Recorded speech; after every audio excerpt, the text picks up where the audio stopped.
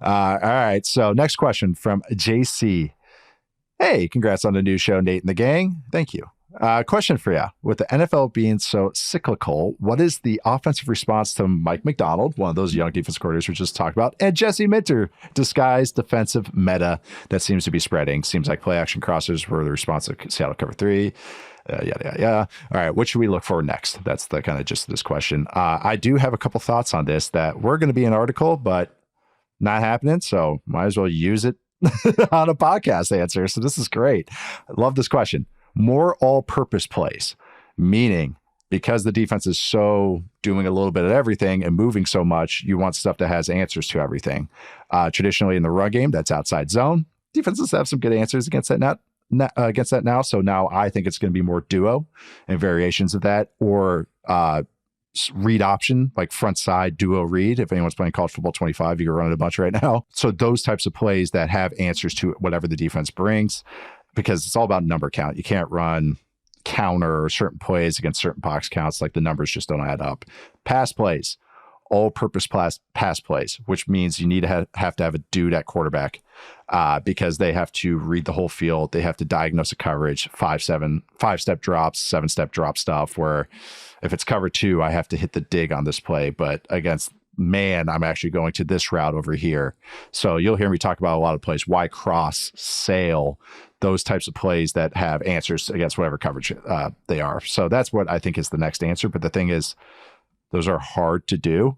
And that's why defenses are doing it. Like they're making them, you do the hard things. And so it makes a ton of sense. So I was wondering if you have any thoughts on this? Yeah. Well, I was about to say in response to that, like we just saw the Ravens in the AFC title game for the second half. Like the Chiefs could not move the ball at all. You get the strike from Mahomes to Kelsey where Kyle Hamilton had literally perfect coverage on the play and it was still a touchdown.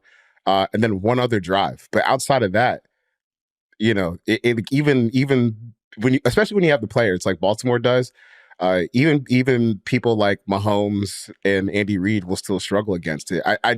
I do think that some of these defensive coordinators, like especially like a Brandon Staley type, you get a little too comfortable with your personnel.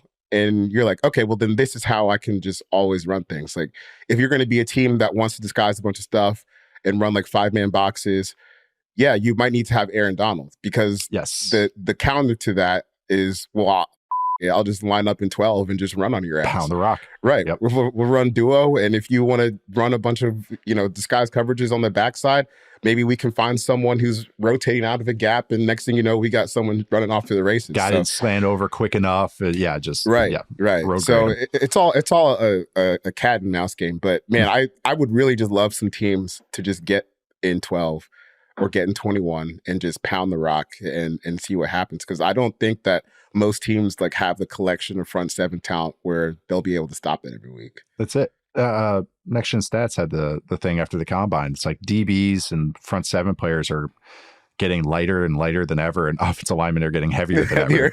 So it's just lean into it. It's just literally lean into the heavy guys. I mean, the Rams were doing it already, and I think others are doing it. I think that's what teams are doing. Like it's going to be an answer for a later question, but yeah, like plenty of tight end stuff. And I know 12 personnel is so kind of passe to kind of always go, oh, that's the next thing, 2 tight ends. It's like it's always been a thing, but now we're kind of getting, coaches are better at using these guys that aren't maybe the best blockers and stuff. Like Sam Laporta is a great example of that last year, Kincaid this year with the Bills. So, but also you mentioned like Andy Reid sometimes has issues, and West Coast guys, they want to get to the perfect play with the perfect answer, with the perfect route against the perfect coverage. That's why their stuff's so wordy. That's why it's so specific. It's getting guys in certain spots. That's why these defenses do well against them, because then they go, oh, you're running the cover 3 play? Psych, it's cover 2. Like, you better find a bailout answer.